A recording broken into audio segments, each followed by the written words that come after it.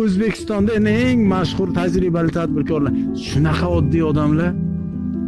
Men bu ko'chaga yurganlar nimaga kibr qilyapti, men hayronman.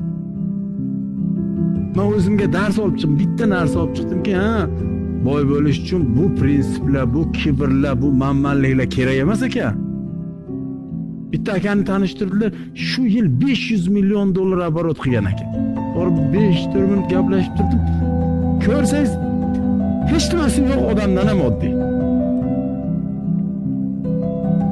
O'sha yerda bittani aniq haqiqatni tushundimki, mana shu bir-birini kavlash, bir balolar hammasi pastda. Hammasi 20 ming, 50 ming, 40 ming pul topgan joyda. Tepada mana bu millionlarning ichida shunaqa oddiy odamlar. Havasim keldi, o'zimga yana bir marta o'berim bo'ldimki, yo'q, Xurshiddan, bizga hech qanaqa haligi ham kerak emas.